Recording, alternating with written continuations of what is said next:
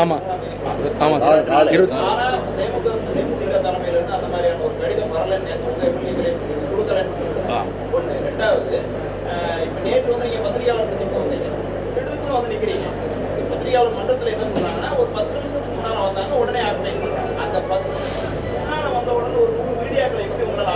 ஒரு நிமிஷம் ஒரு நிமிஷம் சார் சார் நீங்க ஒவ்வொன்றா கேட்கணும் ஒவ்வொன்றா கேட்க பதில் சொல்றேன் ஆச்சுங்களா ஏன்னா நீங்க வந்து பேசுறது ஒரு சார்பா பேசுற மாதிரி இருக்கு எல்லாரும் இல்ல யாரும் பேச எல்லாம் நடுநிலையா பேசுறேன் நீங்க மட்டும் தான் அப்படி பேசுறீங்க ஆச்சுங்களா ஒரு நிமிஷம் இல்ல நான் உண்மையை பேசுறேன் சார் நான் உண்மையை பேசுறேன் இல்ல அதான் சொல்றோம் நாங்க சொல்றோம் நீங்க கேள்வி கேட்பது உங்க உரிமை சார் கேள்வி கேட்பது நான் பேசுறேன் ஒரு நிமிஷம் இல்ல இல்ல ஆமாங்க பேசுறேன் நீங்க பேச விடுங்க சார் 10 நீங்க வந்து கடிதம் கொடுத்தது அங்க வரலன்னு சொல்றாங்க ஒரு மாவட்ட ஆட்சித்தலைவருக்கு ஒரு பெட்டிஷன் கொடுத்தா அங்கே கொடுத்துட்டு ரிசீவ்டு நாங்க சீல் வச்சு ரிசீவ்டு லெட்டர் காப்பி ரிசீவ்டுன்னு சொல்லி ஒப்புகை சீட்டு வாங்கி வர முடியும் தேமுதிக எல்லாம் கையெழுத்து போட்டு எங்களை கொடுத்த கடிதத்தை நான் கேப்டன் தனிப்பட்ட முறையில் கொடுக்கிறேன் இந்த கடிதத்துக்கு போய் கேப்டன் நான் கொடுத்த கடிதத்துக்கு அத்தாட்சி கொடுங்கன்னு நான் கேட்க முடியுமா ஃபர்ஸ்ட் பாயிண்ட் ரெண்டாவது பாயிண்ட் நீங்க கேட்டது ஒரே நேரத்தில் எப்படி அரேஞ்ச் பண்ணீங்கன்னு அப்ப இல்ல அரேஞ்ச் பண்ணது அந்த நேரத்தில் இல்ல என்னுடைய செல்போன்ல 9443464869 இருந்து அத்துணை எனக்கு தெரிந்த அத்துணை பத்திரிகை நண்பர்களுக்கும் மெசேஜ் அனுப்பிச்சேன் கிட்டத்தட்ட நான் 45 நிமிடம் அங்க வந்து வெயிட் பண்ணிட்டு இருந்தேன் அதன் பிறகுதான் எல்லாரும் வந்தீங்க இவர்கள் எல்லாம் சந்திப்பதற்கு நான் முதல்ல சட்டமன்ற உறுப்பினரால அந்த எம்எல்ஏ ஹாஸ்டல்ல சந்திக்கலான் இருந்தேன் ஆனால் அந்த இடத்துல சந்திப்பது தேவையில்லாமல் ஒரு சர்ச்சையை உருவாக்கும் தேர்தல் கமிஷனுக்கு சட்ட ரீதியாக ஏதாவது பிரச்சனை வந்துடுன்றதுக்காகத்தான்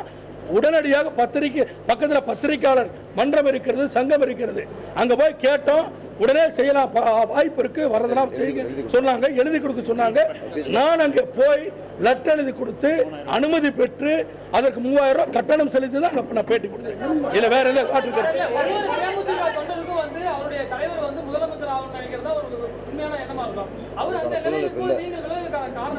ஒரே நிமிஷம் ஒவ்வொரு தேமுதிக தொண்டனும் முதலமைச்சராகணும் கேப்டன் விரும்புறதுல நாங்களும் விரும்புறோம் மாற்று கருத்தே இல்லை 2011 கூட்டணி அமைத்தோம் எதிர்கட்சி தலைவர் இந்த 2016 அதிகாரத்தில் பங்கு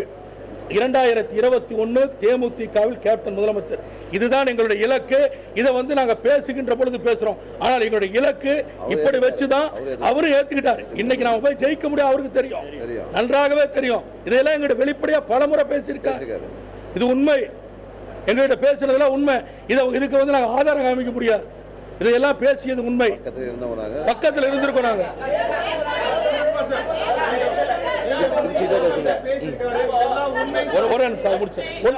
ஒரு நிமிஷம் முடிச்சுக்கிறேன் என்னோட ஒரே டவுட் என்னன்னா போன ஒரு மாநாடு நடத்துறதுக்கு நீங்க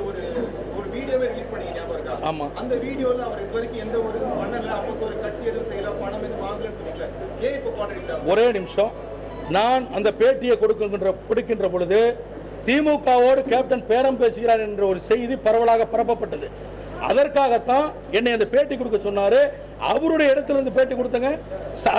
எங்க கட்சியினுடைய சரித்திரத்தில் அவருடைய சேர்ல உட்கார வச்சு அவர் யாரையும் பேட்டி கொடுக்க சொன்னதில்லை பேட்டியா கொடுக்க சொன்னதில்லை என்னைய தனிப்பட்ட முறையில் எங்களுடைய கேப்டன் டிவி மீடியா வர வச்சு அவருடைய சீட்ல உட்கார வச்சு இப்படிதான் நம்ம பேட்டி கொடுக்கணும் நம்மளை பத்தி தவறான செய்தி வந்துட்டு இருக்குன்னு அவருடைய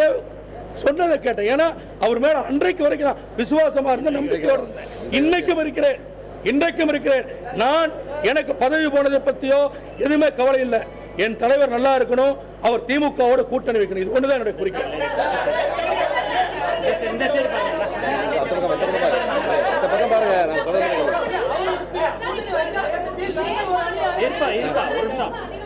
எல்லாருக்கும் வாய்ப்பு கொடுங்க நீங்களே கேட்காதீங்க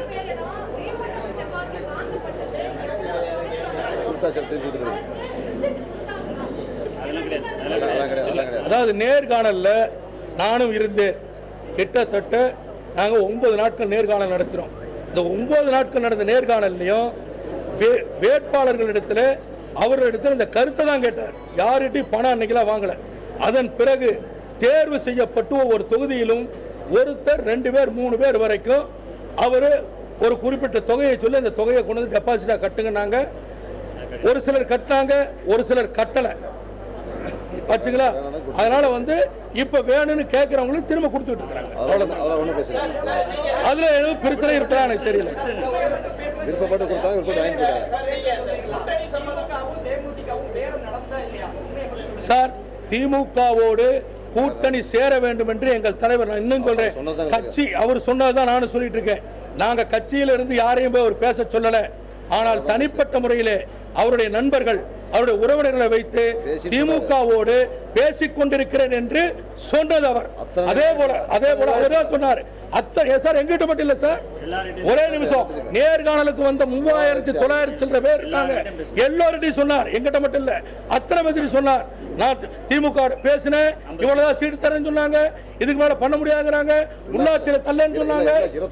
உள்ளாட்சியில 25% தரனாங்க. நான் 117 சீட்டு கேட்டேன், உள்ளாட்சியில 50% இடம் கேட்டேன். இத நேர்காணலுக்கு வந்தவங்க அத்தனை பேர் சொன்னார். அது உண்மையா இல்லையான்னு நேர்காணல் வந்தவங்க